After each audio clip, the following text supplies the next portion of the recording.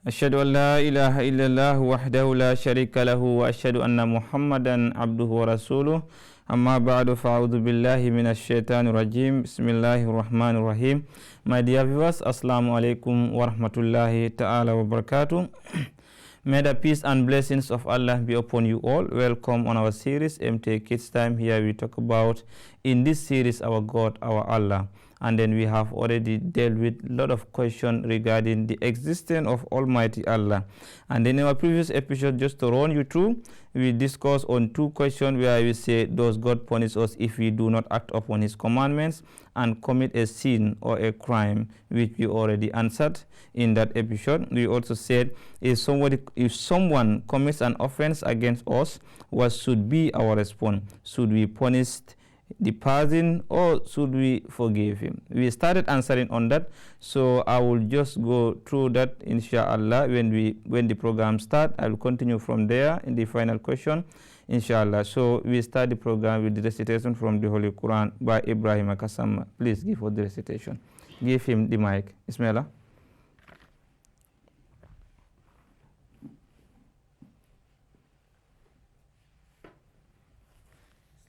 وعليكم السلام ورحمة الله وبركاته. أعوذ بالله من الشيطان الرجيم. بسم الله الرحمن الرحيم. أرأيت الذي يكذب بالدين فذلك الذي يدع اليتيم ولا يحض على طعام المسكين فويل للمصلين الذين هم عن صلاتهم ساهون الذين هم يراءون وَيَمْنَعُونَ الْمَاعُونَ. Jazakumullah, thank you very much. Can we hear the translation from Sister Taira Iforan? Please give us the translation.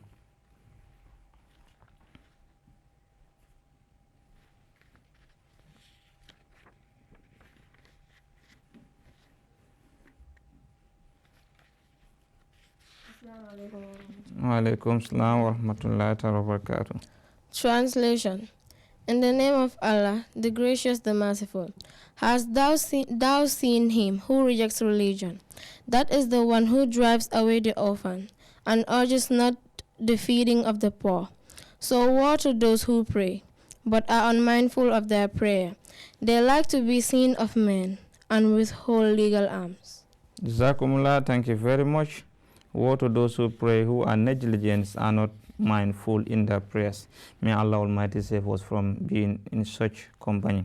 So without wasting much time, as I said, we will pick up from where we stopped last time.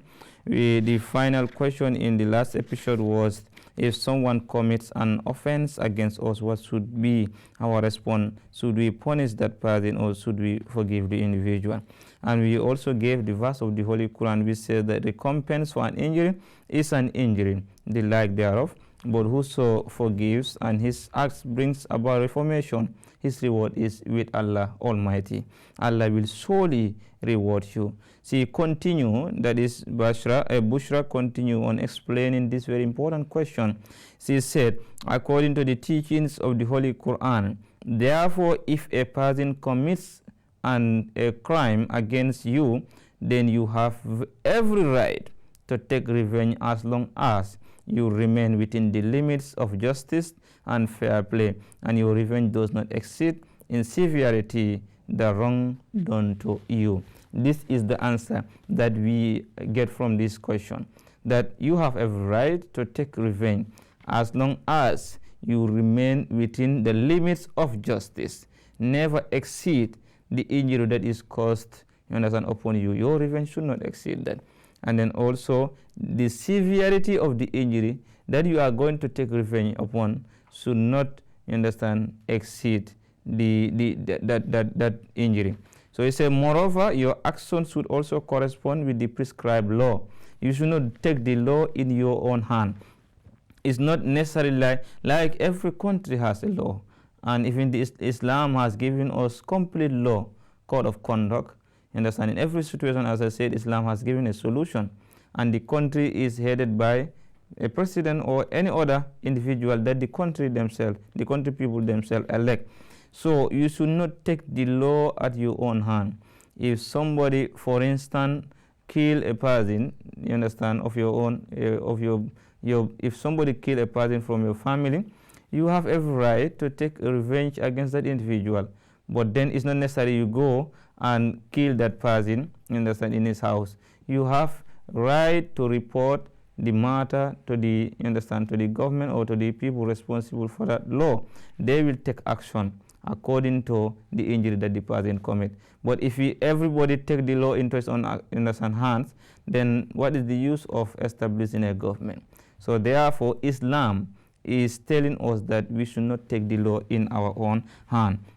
He said that you are not allowed to take the law into your own hands. She continues, he said, Allah also states that there is a better cause open for you. You have the choice to forgive the wrongdoers, provided that your forgiveness result in reformation and does not encourage him to do more crime. You understand? You look at this condition as well. Still, somebody has committed a crime against you, somebody has caused an injury against you, you have every right to take revenge. But then, as I said, the Holy Quran has taught us this. We always try to examine the situation. What will be the case? What would you expect from that individual who has committed crime? Was it intentionally? Was it accidentally? And are you going to get a good result out of the revenge, or you are going to get a more worse or negative result out of that, you understand, revenge? So all these conditions have to be examined well before taking any actions on that. He say, if you are kind to a thief, he say he will surely continue to steal from other people. Yeah, he might avoid you, but he may continue to, you understand, steal from other people, or may even kill for money. He may even kill some people just to rob them and take their money. We are seeing that every time it is happening. So that is why for thief is not encouraged in Islam at all. That's why the Holy Quran says, "Ashariku wasarikatu faqta'u aydiyahuma." It says a thief, male thief and a female thief, if they happen to do the action, then their hands should be cut. So there is no, you understand, room for thief to be encouraged in our society, because like you should not be kind to a thief. Of course, you should not be kind to a thief, because he may avoid you because for the fact that you are kind to the thief, to him, but he may go and do it to other people that are not showing kindness to him. So there should be an action that is taken so that the person will stop stealing. He says you in fact become unkind. He says, so by being kind to him, you in fact become unkind to society. Yeah, if you are kind to a thief, it's like you are unkind to the society. He will avoid you, but he will continue doing to other people. Then you are not just towards the society. You understand? And he says you are also unkind to him by encouraging him to commit further crimes and making him 100 criminals. That is also, these are the negative impacts you will have. You are going to be unkind to the society for the fact that he will continue stealing from them. And then also, you are unkind to him as well, because you are still encouraging him to continue on his, criminal action. It is evident, therefore, that the exercise of mercy and kindness requires prudence and wisdom, meaning you have to look at the condition. It's not like, okay, Allah the Almighty says we forgive. Let me forgive him no matter what he do. No. Sometimes if you forgive, you are causing more harm to the society. Sometimes if you punish, you are causing more harm to the society. So scrutinize, examine the situation, the condition, and the individual have committed the crime. Then you will have the right choice to make. He said, let me tell you a story. He said, which my mother told me when I was a child. He said, once a habitual thief who normally come and steal people property, say who had turned into a murderer. You see, he was a thief. Eventually, he ascended to the level of murderer. Because if you are a thief, the moment you are unable to get something from people, you will think of every possible way to get, some property from people. And sometimes it has to take you to the level of even murdering people, killing them so that you can take their property. So he said, was brought to a trial and condemned to death. As was the custom in those days, he was granted his last wish. He was told to say his last wish. Now when they judge him, when they capture him, now they are judging him. Now they ask him, what do you want to say before your last breath? What do you want to say before you die? Listen attentively what these thieves say. He said that he wanted to have a word in his mother's ear. He said, okay, I want to speak to my mother. I want my mother to come, but I want to speak to him. Nobody should hear. So, you understand?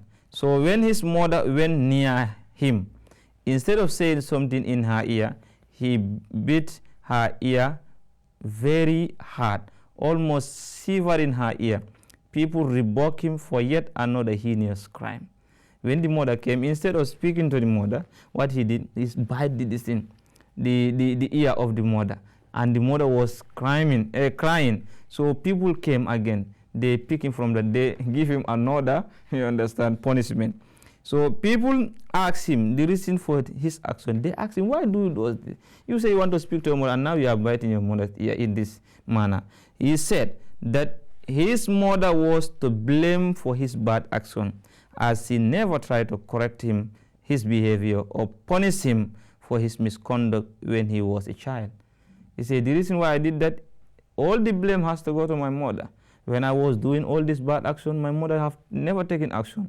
He never punished me. He never called me and instruct me and do something that that will make me to stop this. So for that being the case, I am doing this for the fact that my mother is the one who has put me into all this trouble. He said she shut her eyes to his earlier crimes and thus practically encourage him to commit further crimes. This was what the mother was doing.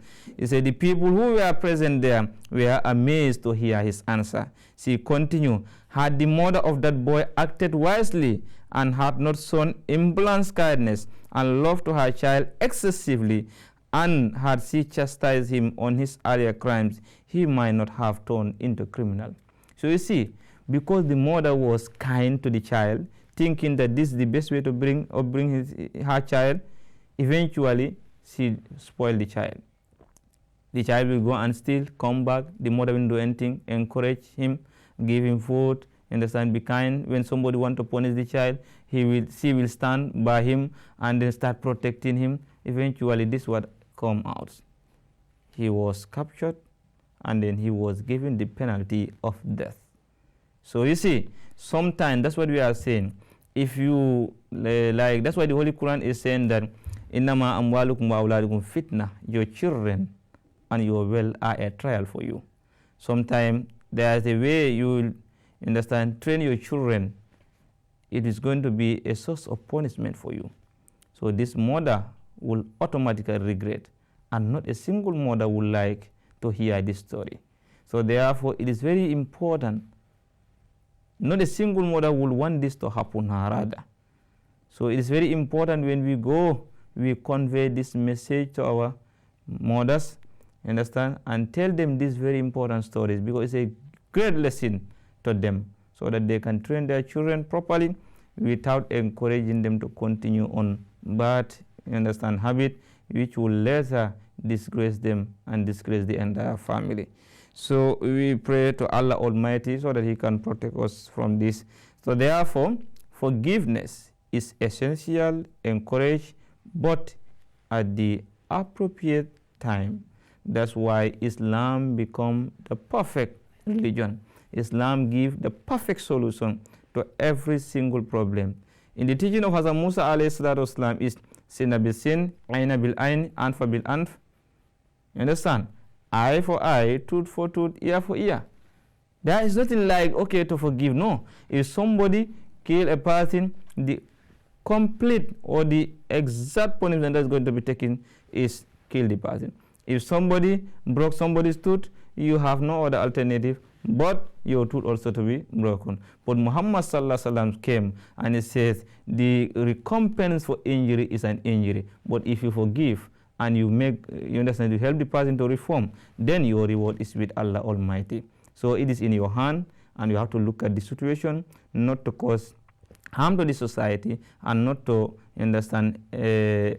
increase the criminal action of the individual. Meaning you have to try to reform the individual by applying the most appropriate action towards him. So thank you. This is what time allowed us. We will have wanted to go to the next question, but then they are saying that this is all what time allowed us. I thank you all for your participation, and inshallah we are hoping to move to another series, inshallah, but we will like to continue on the same subject, our God, our Allah, because it's very, very essential. This topic is very important. So until we come on our way next time, viewers, this is what time allowed us. We come to the end of another episode. We were talking about forgiveness and then for taking revenge in light of the teaching of Islam. You all heard this story I've narrated here. This is very important. Let all parents try to understand on how to deal with their children, although this is not the topic we are talking about, but it's related. So therefore, we pray, may Allah Almighty enable all of us to act according to the commandments of Allah Almighty, so that we meet him tomorrow with Qalbin Salim, that is a very pure and peaceful mind. Assalamu alaikum wa rahmatullahi ta'ala wa barakatuh.